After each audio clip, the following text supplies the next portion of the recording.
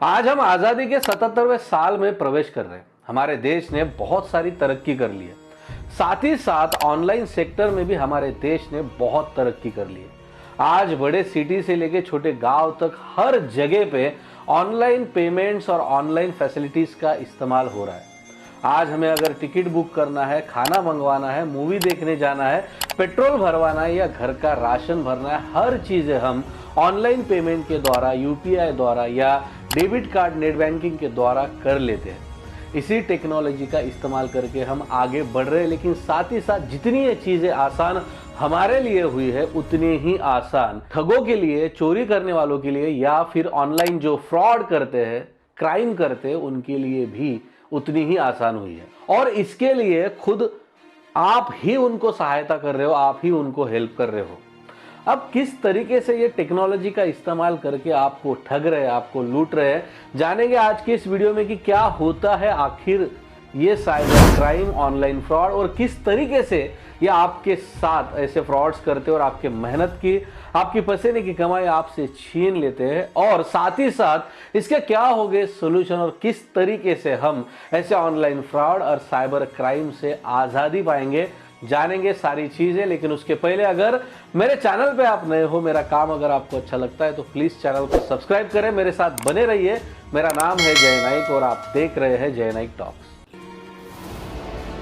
4 लोगों का हंसता खेलता छोटा सा परिवार, 2 प्यारे प्यारे फूल से बच्चे और माँ बाप, लेकिन एक गलती और एक साथ चारों की मौत। फोन आया, मुझे कहता मैम आपके ना बैंक में से 3,65,217 रुपीज को डिडक्ट कर रहा है।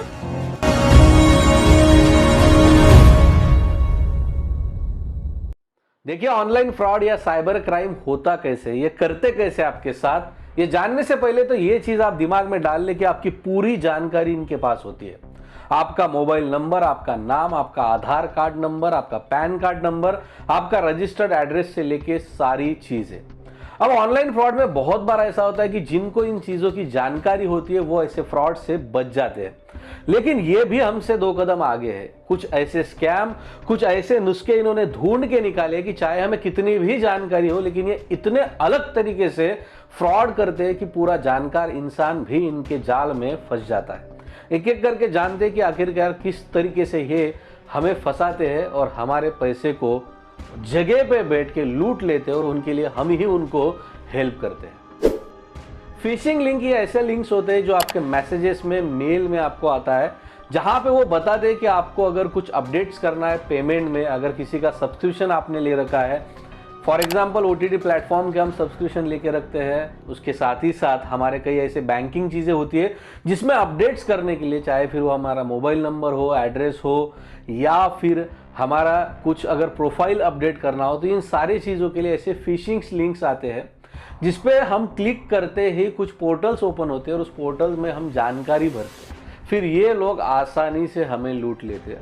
देखिए, कोई भी ऐसे फिशिंग लिंक्स अगर आपको आ रहे हैं, पहले देख ले कि एग्जैक्टली वो जो लिंक आया है उसका जो यूआरएल है वो उस बैंक से या उस सर्विस प्रोवाइडर से मैच करता है या नहीं। ऐसे जानकारी डालने से पहले, ऐसे लिंक्स ओपन करने से पहले ये चीज़ें देख लेना बहुत इंपॉर्टेंट होता है। दूसरा है ऑफर। ऑफर इस तरीके से आपको देते हैं कि जैसे आपको ऐसा लगे कि हाँ सच में ये मेरे बैंक की तरफ से, मेरे इंश्योरेंस कंपनी की तरफ से, जैसे मैंने बताया कि इनके पास पूरी जानकारी होती है, आपका नाम, आधार कार्ड, सारी चीजें।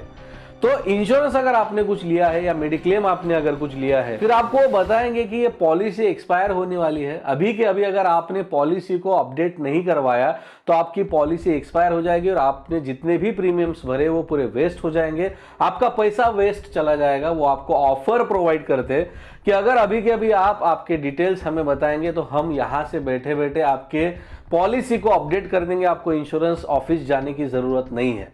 फिर एक आम इंसान सोचता है कि चलो यार टाइम बच जाएगा, समय बच जाएगा, तो पूरी जानकारी जो है अपनी वो हम उन लोगों को दे देते हैं और फिर वो अपना काम जो है बड़े आसानी से कर लेते हैं। जो चीज़ें उनको चाहिए होती है वो हम खुद ही उनको प्रोवाइड करते हैं और इसी ऑफर के चक्कर में, कुछ समय बचाने के चक्कर में हम हमारा पैसा गंवा देते हैं। आए दिन ऑनलाइन सेलिंग में भी बहुत सारे फ्रॉड्स हो रहे हैं, जैसे कि कुछ बड़े ब्रांड्स या ऐसी चीज़ें ऑनलाइन आपको सोशल मीडिया प्लेटफॉर्म पे दिखाई जाती है, कुछ ऐसे अट्रैक्टिव चीज़ें दिखाई जाती है जो लेने की आपकी इच्छा हो जाती है, और फिर उसके बाद जब आप उनसे लेने के लिए उनके वेबसाइट पे जाते हो तो वो आपको व्हाट्सएप पे एक लिंक भेजते हैं। वो कहते हैं कि इस लिंक पे क्लिक करके आप आपकी शॉपिंग कर सकते हैं, और शॉपिंग करने के बाद वहीं पे फिर यूपीआई आईडी वो डालने के लिए बोलते हैं, और यूपीआई आईडी हम डालने के बाद फिर उनको जो करना होता है वो कर लेते हैं, और हमें तो हमारे प्रोडक्ट जिस चीज़ को हम खरीदना चाहते हैं वो चीज़ हमें मिलती नहीं, लेकिन बाद में फिर हमें पता चलता है कि हमारे बैंक से सारा पैसा गायब है। सिंपल है, वेबसाइट में जाके आपको अगर चीज़ खरीदनी है तो उस खरीदने के लिए आपको उस चीज़ को सिलेक्ट करना है। सिलेक्ट करने के बाद पेमेंट मोड में जाना है, और पेमेंट मोड में कई सारे ऑप्शंस आएंगे जहाँ पे net banking, debit card, UPI से बहुत सारी चीज़ें रहेगी, जिसमें आपको आपका डिटेल डाल के आपको पेमेंट कर लेना है। ओटीपी आता है, ओटीपी सबमिट करके पेमेंट कर लेना है, लेकिन देखना है कि ये सारी चीज़ें सिक्योर्ड है या नहीं। ऐसे झांसे में ना फंसे जहाँ पे महंगी चीज़ें सस्ती में बेची जा रही है, ऐसी चीज़ों में आपको फंसा है और आप भी फंसते जाए। और एक बड़ा स्कैम चल रहा है आए दिन बहुत ज्यादा, ये मेरे साथ भी एक बार ट्राई हुआ था लेकिन मैं उससे बच गया। OLX स्कैम, मतलब कुछ चीजें आपको अगर खरीदनी होती है या बेचनी होती है तो आप OLX पे लिस्ट करते हो। मेरा एग्जांपल देता हूं, मैंने साइकिल पोस्ट की थी, मुझे मेरी साइकिल बेचनी थी, और जैसे मैंने OLX पे साइकिल डाला तो मुझे एक कॉल आता है, मैसेज आता है पहले OLX से, उसके बाद आप बट ऑब्वियसली नंबर शेयर करते हो, फिर कॉल आता है। कॉल में बोलते हैं कि मैं बड़े आर्मी ऑफिसर हूँ, यहाँ से बात कर रहा हूँ, मुझे साइकिल खरीदनी है, वहाँ मेरा बेटा या मेरा कोई रिलेटिव वहाँ पे आएगा, आप उनको साइकिल दे देना। तब तक के लिए हम पेमेंट की बात कर लेते, निगोशिएट करने की कोशिश करते ताकि नेचुरल लगे। उसके बाद अगर आप बोल दोगे कि हाँ मैं 500 या 1000 रुपये कम कर दूंगा, वो मान जाते हैं और तुरंत जो है फिर उसके बाद पेमेंट प्रोसीजर पे आ जाते हैं कि किस तरीके से पेमेंट करना है। तो वो आपको बोलेंगे कि मुझे फ़ोन पे आप हाई डालिए, फ़ोन पे हाई भी डालते हो, फिर उसके बाद वो बोलते हैं कि 10 रुपये पहले मुझे भेजिए ताकि कन्फर्मेशन आए, फिर वो 10 रुपये भेजेंगे, फिर यूपीआई आईडी मांगते हैं, यूपीआई आईडी मांगने के बाद बोलते हैं कि पिन को सबमिट करें। ऐसी चीज़ें करने के बाद वो आपके अकाउंट का एक्सेस ले लेते हैं और आपके अकाउंट से पूरा पैसा निकाल लेते हैं। ये बहुत सारी चीज़ें OLX पे आजकल चल रही है, और इसमें ज़्यादातर पुलिस वालों का और आर्मी ऑफिसर्स का नाम, प्रोफाइल फ़ोटो इस्तेमाल किया जाता है OLX फ्रॉड करने वाले, OLX ऑनलाइन स्कैम करने वालों के द्वारा। तो OLX स्कैम से बचिए। अगर कुछ सेल करनी है आपको चीज़ें तो जेन्युइन कस्टमर जो है वो आपको कभी भी इस तरीके से नहीं पूछेगा। कॉलिंग कीजिए, और अगर कोई चीज़ आप बेच रहे हो तो फिजिकली मीटिंग कीजिए, उसके बाद में जगह पे सामने सामने खड़े होके आप आपकी चीज़ बेचें, और हो सके तो वहाँ पे आप सेफली वो ट्रांजैक्शन करें। अब क्रेडिट कार्ड में भी बहुत ज़्यादा बड़े स्कैम्स होते हैं। इसमें पहला होता है कि एक ज्वाइनिंग फ़ी होती है। जब भी हम क्रेडिट कार्ड लेते हैं तो हमें एक ज्वाइनिंग फ़ी जो है वो बैंक को भरनी होती है। और दूसरा, जिस तरीके से हम क्रेडिट कार्ड इस्तेमाल करते हैं, यूज़ करते हैं, उसके बिहाफ में हम जितना खर्चा करते हैं उतने पॉइंट्स जो है हमारे क्रेडिट कार्ड में जमा होते हैं। फिर बाद में इन स्कैमस्टर के द्वारा आपको फ़ोन आता है, इसी जो ज्वाइनिंग फ़ी है किसी कार्ड का 2000, 3000, 4000, 5000 रुपये होता है, ये बचाने के लिए वो आपको फ़ोन करते हैं कि आप हमें आपके कार्ड का डिटेल बताइए, क्योंकि बैंक की तरफ से आपको ऑफर आया, आपकी ज्वाइनिंग फ़ी जो है वो वेव्ड ऑफ कर दी जा रही है। और उसके बाद ये 4000, 3000 बचाने के चक्कर में हम हमारे क्रेडिट कार्ड के पूरे डिटेल्स उनको देते हैं। बाद में फिर हमें पता चलता है कि 3000 का लालच हमें कितना महंगा पड़ा। तो ऐसे लालच से बचे, और किसी भी टाइप का OTP या कार्ड का डिटेल्स किसी को भी ना दें, बिकॉज बैंक कभी भी आपको ये डिटेल्स नहीं पूछती है। अब और एक नया स्कैम सामने आया ATM स्कैनिंग मशीन का। मतलब जब भी हम ATM में पैसा विड्रॉ करने जाते हैं और हमारा कार्ड मशीन में डालते हैं, वहां पे एक स्कैनिंग मशीन, स्कैनिंग डिवाइस लगाया जाता है जो पूरे आपके कार्ड को रीड कर लेता है। उसी जानकारी का यूज करके फिर वो ऐसा डुप्लीकेट कार्ड बनाते हैं और फिर आपके ATM को वो इस्तेमाल करते हैं। हम जब भी ATM में जाते हैं तो पहले हमें वो देख लेना चाहिए कि ऐसा डिवाइस है कि नहीं। और एक नया स्कैम जो है बहुत आसानी से लोग कर रहे हैं और इसमें फंस भी रहे हैं, सिम अपडेट का। क्योंकि अभी 5G आ गया है, 4G के बाद 5G आ गया, और बहुत ऐसे लोग हैं जिनको फ़ोन आते हैं आपका सिम अपडेट करवाना है, तो आपके मोबाइल पे एक OTP आएगा, वो OTP हमको बताइए, फिर आपका सिम जो है 4G से 5G हो जाएगा, आपको डेटा मिलेगा।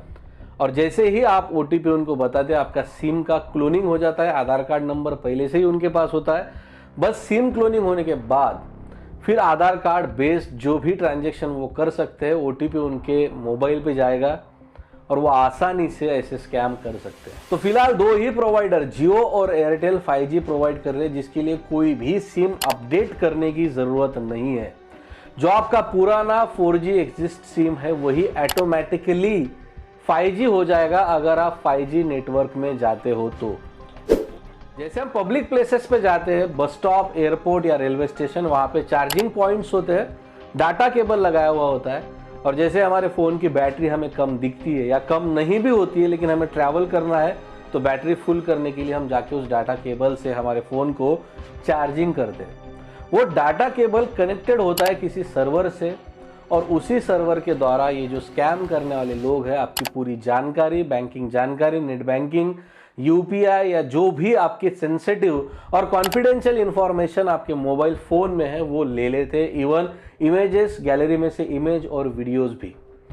देखिए, अगर आपको ऐसे पब्लिक प्लेसेस पे आपका फ़ोन चार्जिंग करना है तो हर जगह पे अभी चार्जिंग पॉइंट है। अपना खुद का चार्जर आप साथ में लेके घूमिए। इसी डाटा केबल के माध्यम से आपकी सेंसिटिव इंफॉर्मेशन वो लेते हैं। बाद में आपके गैलरी में ऐसे कुछ फोटो, इमेजेस आपके ऐसे रहते हैं जिसका बहुत गलत इस्तेमाल बाद में ये लोग ब्लैकमेलिंग के लिए और सेक्सटॉर्शन के लिए करते हैं। लोन होता है, लोन प्रोवाइड करते हैं ऐप्स के द्वारा। छोटे मोटे ऐप रहते हैं जो RBI ऑथोराइज्ड नहीं रहते हैं, नॉन बैंकिंग फाइनेंस भी नहीं होते। ये आपको 10,000, 20,000, 30,000 जैसे अमाउंट का लोन 2,000 से लेके 30,000 तक इजीली प्रोवाइड करते हैं। और हमें भी ऐसे लगता है कि इतने आसानी से लोन मिल रहा है तो हम ले लेते हैं। बाद में चुकाने के बावजूद भी ये लोग आपको कंटिन्यूसली कॉल और मैसेजेस करते हैं, आपका हैरेसमेंट करते हैं और आपके फ़ोटो को मॉर्फ करके, एडिट करके, गंदा बना के आपके रिश्ते, क्योंकि हम जब ये ऐप डाउनलोड करते हैं तो सारे एक्सेस को हम एक्सेप्ट करते हैं। हमारी गैलरी, कॉन्टैक्ट्स, हमारे मेल, हमारा कैमरा, हमारा माइक्रोफोन, ये सारी चीज़ें हम अलाउ कर लेते हैं, उनको वो पूरी परमिशन दे देते हैं और वो बैकएंड में यूज़ करके हमारे सारे नंबर्स, हमारे फ़ोटो यूज़ करते हैं। उसका गलत एडिट करने के बाद हमारे रिश्तेदार, दोस्तों को फैलाते हैं, हमारा हैरेसमेंट करते हैं, जिसके बाद कई सारे लोग हमने देखे हैं न्यूज़ में जिन्होंने सुसाइड किया है इन्हीं सारे स्कैम के चलते। तो ऐसे स्कैम से बचे। अगर लोन आपको लेना है तो RBI ऑथोराइज्ड ऐप होगा या बैंक होगा तो उनके द्वारा ही लोन ले। देखिए, जितना आसान हमारे लिए हो चुका है, सारी चीज़ें हमें हाथ में मिलती है, सारी चीज़ें क्लिक पे होती है, बहुत कुछ आसान हो गया है सारी चीज़ें करना, उतना ही आसान हो गया है चोरी करना, फ्रॉड करना। तो ऐसे फ्रॉड से आज़ादी पाने के लिए, ऐसे फ्रॉड से बचने के लिए आपको कॉमनली एक ही चीज़ करनी है कि आपकी कोई भी सेंसिटिव जानकारी, लाइक आपका आधार कार्ड नंबर, आपका पैन कार्ड नंबर, आपका नेट बैंकिंग का ID पासवर्ड, आपका डेबिट कार्ड का नंबर, क्रेडिट कार्ड का नंबर, उसका CVV या मोबाइल पे आने वाला किसी भी टाइप का OTP किसी को भी शेयर ना करें। RBI आपको बार बार इसी चीज का इंस्ट्रक्शन देती है। हर बैंक में, हर नॉन बैंकिंग फाइनेंस में आपको इसी टाइप के इंस्ट्रक्शन और गाइडेंस दिए गए हैं कि आप OTP या आपकी पर्सनल इंफॉर्मेशन किसी के साथ भी शेयर ना करें। और अगर आपके साथ ऐसा कुछ फ्रॉड होता भी है, अगर ऐसे कुछ ऑनलाइन फ्रॉड या साइबर क्राइम आपके साथ होते हैं तो 24 घंटे के अंदर आपकी जो नियरेस्ट बैंक है या पुलिस स्टेशन है वहाँ पे जाके आप कंप्लेंट करें। cybercrime.government.in इस वेबसाइट पे जाके आप कंप्लेंट रजिस्टर कर सकते हैं अगर आपके साथ किसी भी टाइप का ऑनलाइन फ्रॉड होता है तो। लेकिन आप कोशिश करें कि इसके लिए ज़्यादातर खुद लोग ही जिम्मेदार होते हैं, तो आप खुद जिम्मेदारी लें और आपकी सेंसिटिव इंफॉर्मेशन किसी के साथ भी शेयर ना करें। तो आज के लिए इतना ही दोस्तों। उम्मीद करता हूं कि वीडियो आपको इन्फॉर्मेटिव लगा होगा। उम्मीद ये भी करता हूं कि वीडियो लोगों के साथ आप शेयर करेंगे, वीडियो को लाइक करेंगे। आपकी अगर राय है तो कमेंट सेक्शन में ज़रूर बताएं। आज मेरी तबीयत खराब है, इसकी वजह से कुछ एनर्जी की कमी आपको वीडियो में ज़रूर महसूस आएगी, लेकिन जल्द ही ठीक होके नेक्स्ट वीडियो में उसी एनर्जी और उसी ताकत के साथ आपको फिर से मिलूंगा। ऑलरेडी चैनल को सब्सक्राइब कर ले इस कॉन्फिडेंस के साथ। आज मैं आपसे विदा लेता हूँ।